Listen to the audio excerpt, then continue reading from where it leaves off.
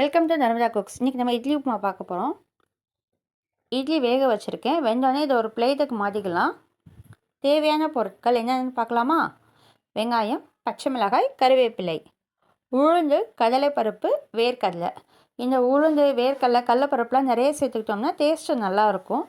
ஒரு கடாயில் தேவையான அளவு எண்ணெய் சேர்த்துக்கலாம்.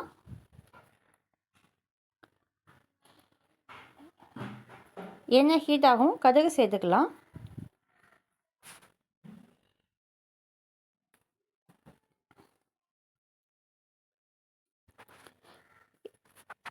மோஸ்ட்லி நைட்டே இட்லியை வச்சு காலையில் செய்வாங்க. ஆனால் நம்ம இப்போயே செஞ்சு இப்போயே உப்புமா செய்ய போகிறோம்.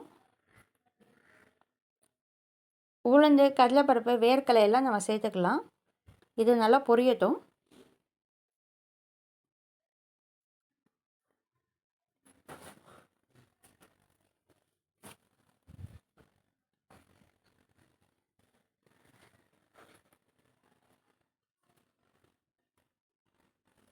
நீங்கள் நைட்டே செஞ்சு காலையில் உப்புமா செய்கிற மாதிரி இருந்துச்சுன்னா நீங்கள் அந்த இட்லியோட ஓரங்கள் எல்லாத்தையும் நல்லா பிச்சு விட்டுட்டு இட்லி ஒரு 2 மினிட்ஸ் தண்ணியில் போட்டு எடுத்து அதுக்கப்புறம் நீங்கள் உப்புமா செஞ்சிங்கன்னா நல்லாயிருக்கும்.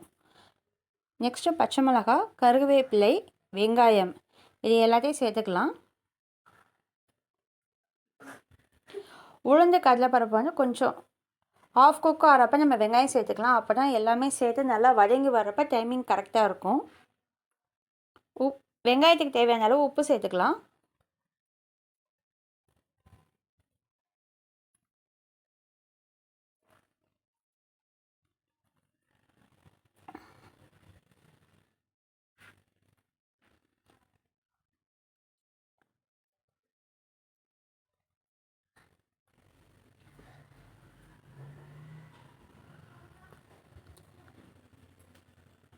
வெங்காயம் இப்போ நல்லா கண்ணாடி பக்குவம் வந்திருக்கு. இன்னும் கொஞ்சம் நல்லா குக் ஆகணும்.